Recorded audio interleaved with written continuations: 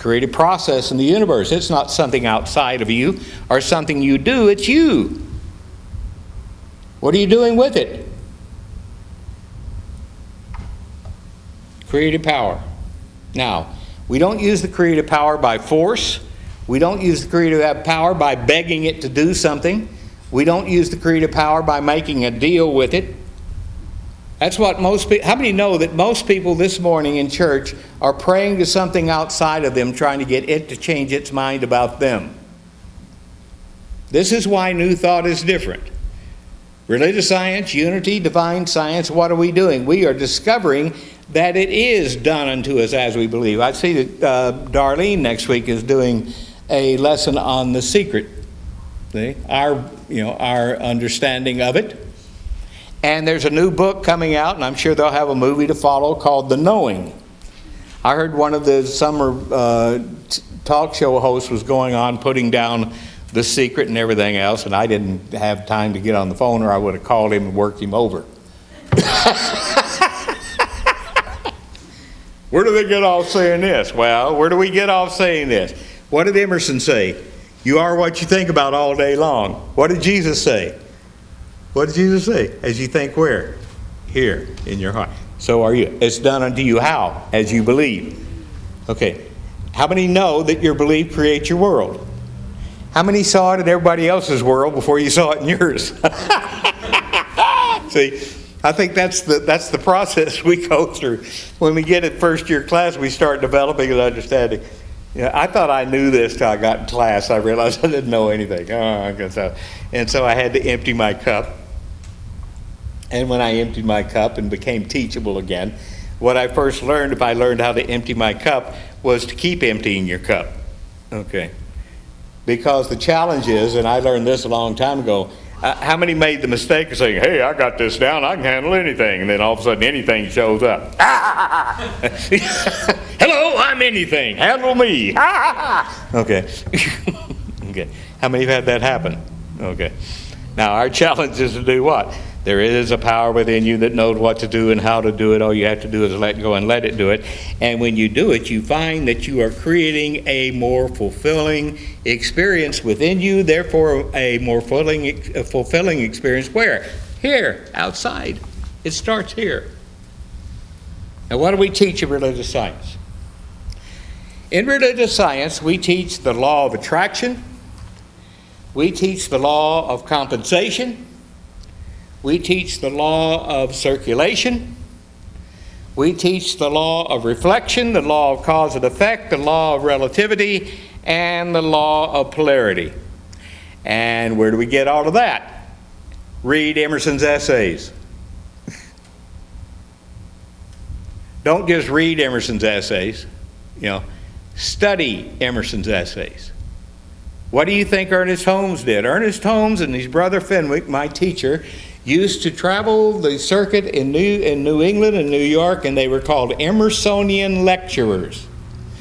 And Dr. Ernest Holmes, used to stand up and recite verbatim the essays of Emerson.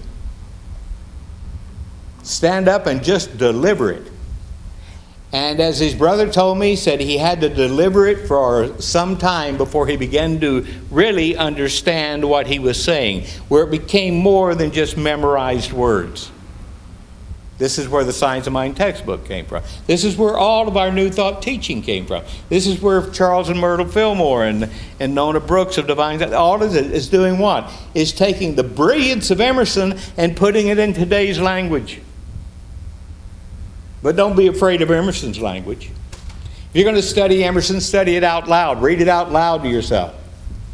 Okay? If you're going to study Shakespeare, read it out loud to yourself. If you're going to study anything, Troard, read it out loud to yourself. Don't let something that was written at another time with the consciousness of that time get in the way of what you can understand. Say, okay, how would I look at it today? How would I be it today? My friends, have you ever found yourself in a situation, now you think about this, if you ever found yourself in a situation of wanting more out of life, but feeling that something was holding you back?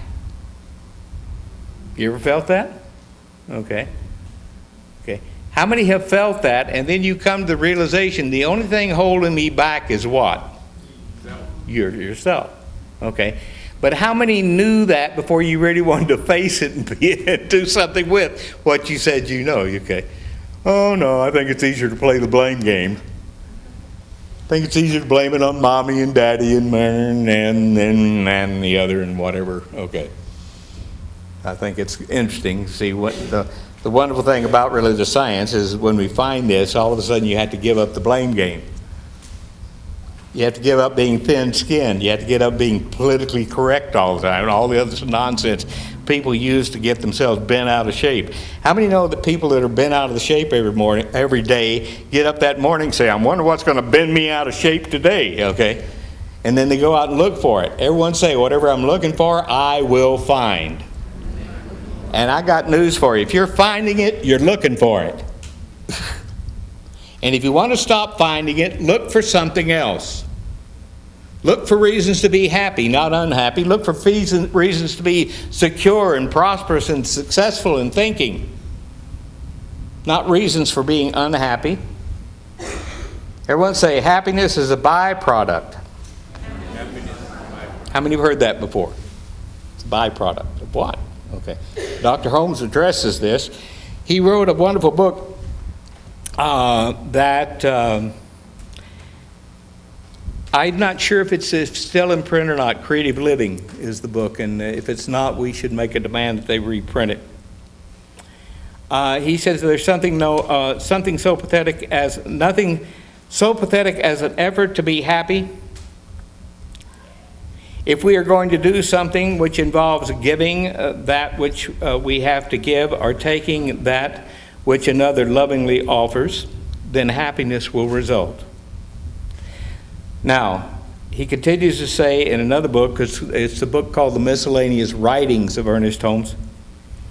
He points out in that beautiful book that on page 50, he says, there is no happiness without fulfillment, and there is no fulfillment except in such degree as we choose the natural energies of the physical, the mental, and the spiritual element of being. The spirit within us is infinite love, but when we deny its flow to another, we are inhibiting its action for us. We are inhibiting its action for us. Maybe this morning that's what you're going to leave with. Maybe you're going to stop inhibiting the action of the natural flow of love in your life. Maybe you're going to leave here at the end of our wonderful month of July, and we've had a celebration all month. In fact, I was thinking about it. This is really the Sunday that is closest to when we started. It was 35 years ago on my birthday. I came to Fremont. I was 34 years old. I turned 35 in the pulpit that Sunday at the YMCA.